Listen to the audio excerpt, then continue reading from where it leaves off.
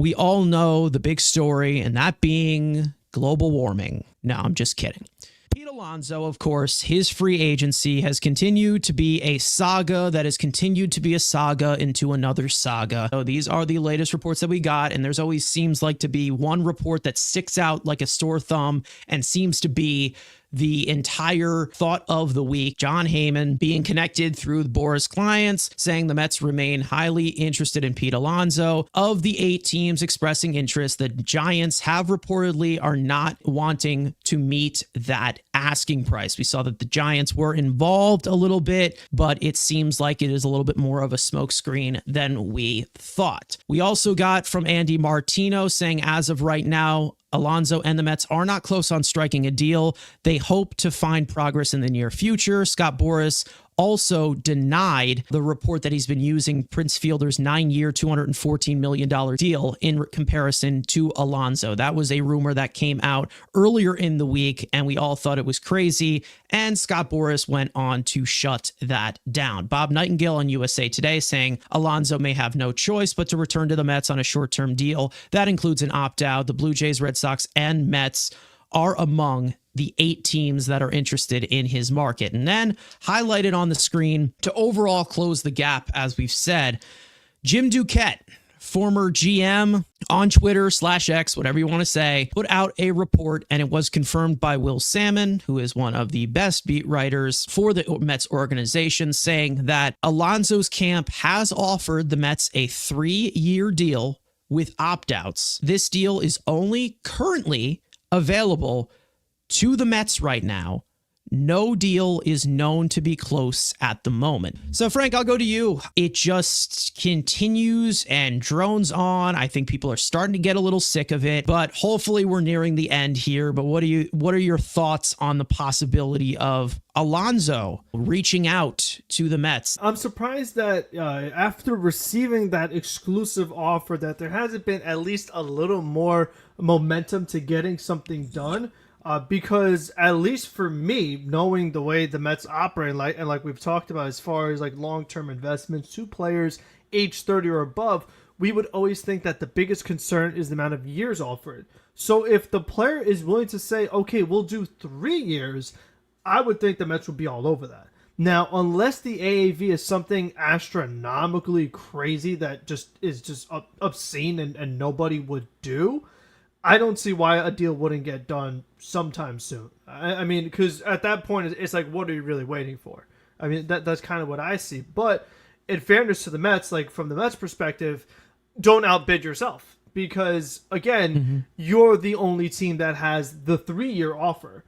And it seems like the other teams are not doing the 7-year offer or whatever it is that they may want. I mean, the Prince Fielder thing is just absolutely insane. I mean, he's not getting anything close to what Prince Fielder got. That's just craziness. So forget that.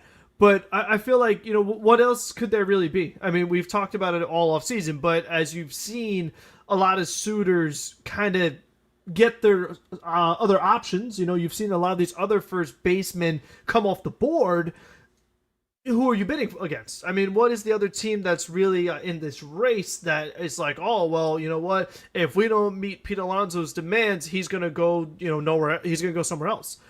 We haven't really seen that. So I think for me, if you have a 3-year deal, as long as the AV isn't crazy, I feel like that's something that makes a lot of sense that you would really consider taking, because it's like we've said, if you get the prime years, that's perfect, because we always say that the problem with a 6-year deal, 7-year deal, is the first few years go good, and then the next few, not so much. Then you definitely see more of a decline, and then things are getting not too great.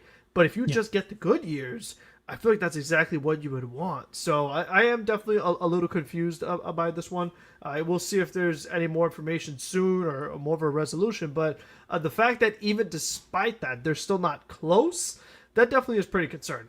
We continue to get reports about it, and guys are continuing to repeat things over and over and over again. But like, this is what I meant as to where, from the leverage standpoint, or even just from like how you're looking at it overall from the market that has been created for Alonso. I said this before, Alonso's coming back to the Mets, whether you like it or not. Like, whether he likes it or not, he's going to end up coming back to the Mets because, again, of how he's been viewed on this free agent market. And it seems like he has been viewed on this free agent market as kind of the identity we've kind of put on him of the player he has been for the last 2 years. Alonso means more to the Mets than any other team. Maybe there is some stupid team that comes in and tosses 6 years his way at one point, but it has not happened yet.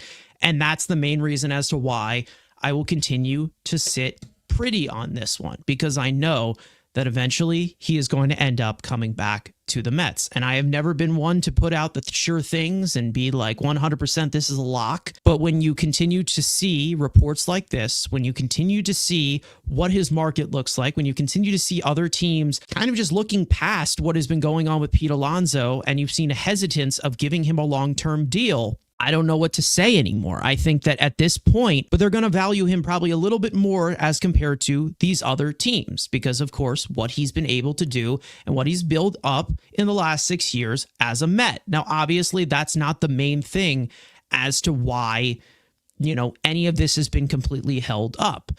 I think that this is one of two different things. You can look at this the more simple way and say, if this offer is only exclusively given to the Mets, maybe Alonso just wants to be a Met. Maybe Alonso prefers to just be a Met.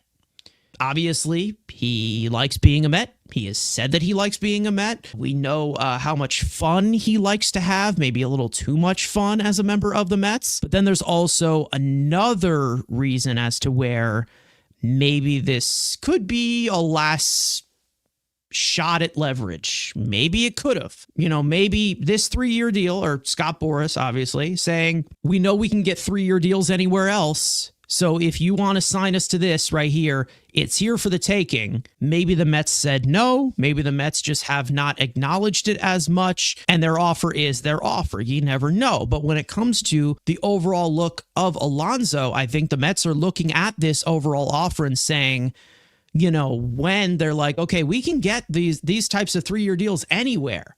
We could get these types of opt-outs anywhere. I think the Mets went on in response and said, considering we haven't had any details about this contract offer or anything, I think the Mets went back and said, okay, go get that offer. Go get that offer somewhere else. Because right now, as this continues to go by day by day, the Mets aren't, obviously, if you look at their lineup and you're looking at this from the outside, you're like, oh, we desperately need Alonso back. He needs to be back. But for the right price, it still is the look of it where you're like, all right, Pete, I challenge you to go get a better offer. And I continue to say this week in and week out, he's not going to get a better offer than what he has received from the New York Mets. And also to kind of counterpoint it from just wants to be a Met. And, it seems like he's just coming towards the Mets and he wants to come back. You had 7 years, $158 million on the table to come back to the Mets for probably the rest of your career. He rejected it. I'm not saying that, he doesn't want to be Met. He hates being here. What I'm saying is, loyalty is not what it used to be. You usually saw a lot of guys stay with their teams. A lot of all-time greats stay with their teams for their entire career. It's a little bit different right now. It's a little bit different into this sense of sports. We've seen the NBA basically become the league for that. We have seen not things last as long or sustain as long in the NFL. I'm kind of glad that we don't have that circle of delusion in the middle of January when it comes to the report of Prince Fielder's contract is being compared to the possible market of Pete Alonso. I'm glad that that is not the current point. And I'm glad that was denied because, again, even in that argument of even if Pete Alonso were to, try and get that type of contract, 9 years, 214, something like that, we all know how that contract ended up. It's not a great selling point. We know that Prince Fielder, again, he's a different player and, he wasn't as healthy as Pete Alonso has been, but we all know how that ended up. We all know how all these other contracts have ended up long term. There weren't really great results. We know that, Prince Fielder ended up getting traded to Texas and then he retired early because of an injury. So it's not really a great example. So I'm glad that there's a little bit less of the delusion that we think of when it comes to Scott Boras. Again, we have seen countless of stories come out this week. We have changed the narrative many, many times as to what has been going on. We saw the Prince Fielder comparisons when it came to the Prince Fielder contract. Then the next day or the day after, we saw that he wants at least a 6-year deal. And then a few days later, we get a report that he offered a 3-year deal to the Mets exclusively.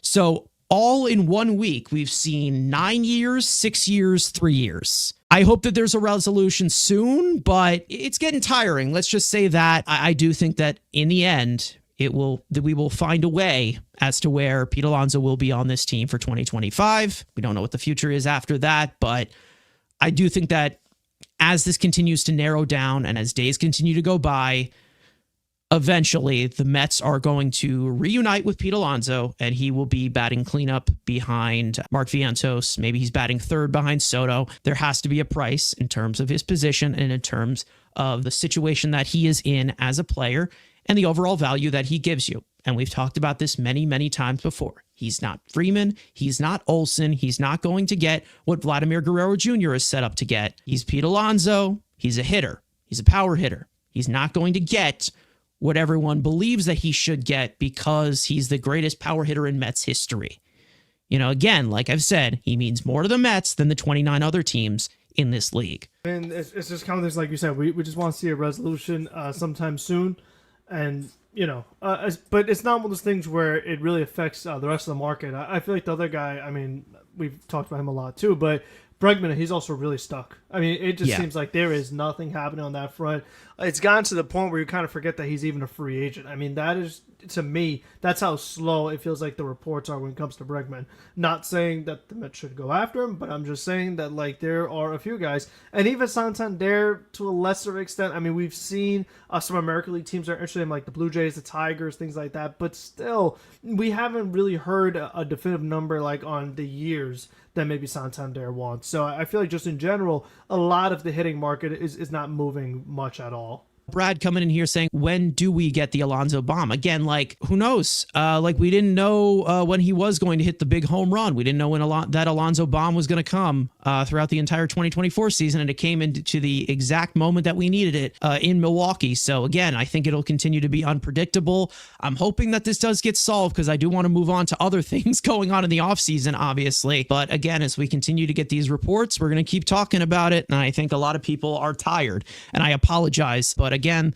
there's due diligence here that we got to talk about everything that goes on in Mets land. You know, that's what we've signed up for here. So who knows? M Easy coming in here saying, why hasn't Seattle signed Alonso? I dare Pete to go there and try to hit in that park. And yeah, that's, again, I don't think that there's going to be as much of a struggle for Pete Alonso to hit in that park as people think so, but maybe there might be a little bit that does get diminished in terms of his power because we know that Seattle is a ballpark that is the most pitcher friendly in all of baseball. But when it comes to Seattle, it doesn't seem like they're willing to shell out any of that money. Andrew talked about it a few weeks ago, saying that they have about like 10 million, 15 million to spend. That's not going to get it done for Alonso. That's probably like about half the AAV he's probably going to end up getting, or a little bit short of half. You don't know what it is fully. It seems like there's 8 teams right now, but I feel like there are a few factors in those 8 teams. It's like, okay, who's here to drive the price up? Who's here as an actual legitimate destination, and then who is, willing to challenge the Mets' wallet as to where they value him over the 29 other teams. Jose saying if Alonso wanted to be a Met, he would sign for 3 years with no opt-out with a no-trade clause. Again, I think that the look of loyalty is a lot different, going into the overall of the market now as compared to what it was. They're all looking to get paid, and obviously respectably they should get paid because they are good players. But again, there is some factors that are involved in regards to Alonso where, the overall loyalty or the overall look of his loyalty, it's a little bit different as compared to somebody like Aaron Judge, who we know is 10 times or maybe even 20 times the player that Alonso is. Alonso is a little bit different in that sense as to where there's a right price at the right time. Mark is saying, what's the holdup? Is Alonso being nickel and dimed? Is Stearns wearing the scalps of the Washingtons? I don't know if it's a little bit of both, but I understand wanting to get the right price for somebody like Pete Alonso. And again, I understand that everyone just gets very emotional into spending money because we have the richest owner in baseball, but in terms of value of what they provide, there have been many contracts that they've signed where you're not getting the value of it sustaining. Starling Marte comes to mind as to where that just completely fell apart after the first year when he started to get hurt. So I think that it's smart to want to have the right price for Pete Alonso.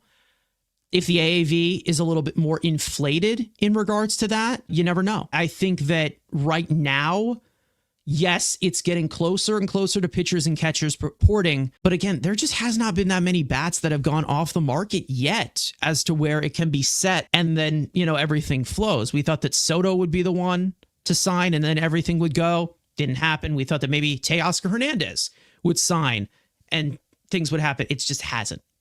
I feel like a lot of more teams are a little bit more cautious.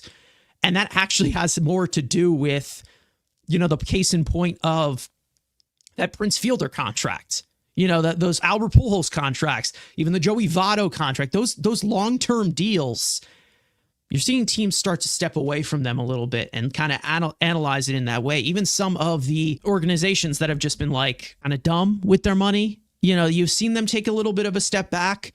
We've seen the Giants throw a lot of money around. They signed Willie Adames, but in that report, like John Heyman said, they're not willing to go the extra mile for a guy like Alonso. And again, it continues to prove my point of the Mets value Pete Alonso more than any of the 29 other teams.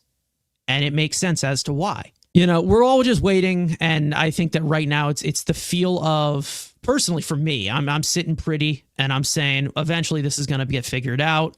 The Mets will end up bringing back Pete Alonso. And listen, I'm not one who to be very, very confident in things happening, but as to what we're hearing, as to what we're seeing of how this is unfolding, of how days and days continue to go by, Pete Alonso, again, he's going to be a Met whether he likes it or not.